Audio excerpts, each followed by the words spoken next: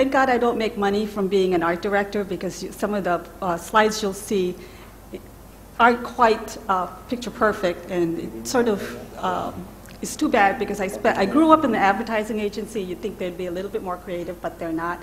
I'm a research geek. Pure marketing conference I've been to in the past year and a half since I joined ComScore. Truly, everything is going digital, whether you're talking print, radio, television in particular.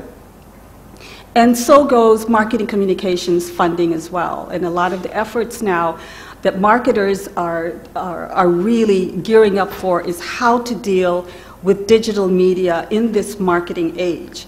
So I thought it would be good and very helpful to sort of set the perspective in global marketing in terms of where consumers are in digital media. Just for some of you, how many have heard of ComScore? Okay, it's a good ratio. ComScore started its measurement of web behavior, tracking web behavior, first in the US, and now we're in 43 different markets. But we also do reporting of web behavior among consumers regionally as well as globally.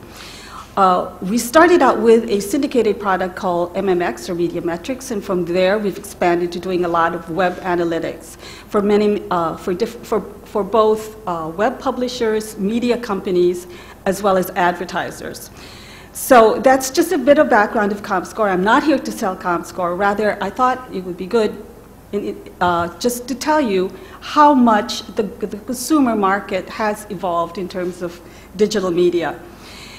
We started in 1996. Now, I'm not going to say that 1996 was the infancy of the web. Certainly, I remember even in the 1980s being very much involved in using the web, whether it was for work or for leisure.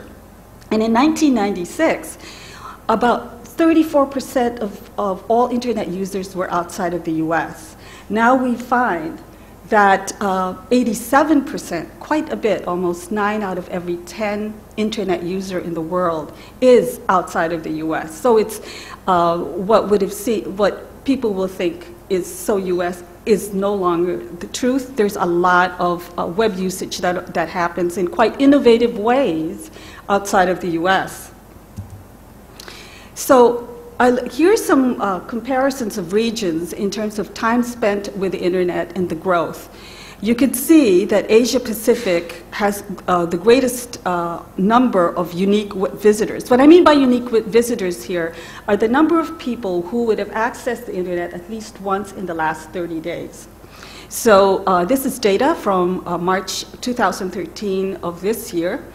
And that was when most of our feature and focus reports, the individual market reports, came out. But you could see that the more developed internet markets, such as North America and Western Europe, have users that spend a lot more time with the internet. Obviously, it's because the content is much more developed and much more varied in these older web markets in North America and Europe.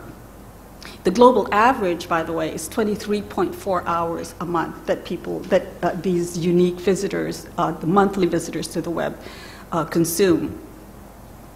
In terms of the relative size of online audiences, you will find that it is really the population of a market that accounts for the sheer number of users that you will find in any given market.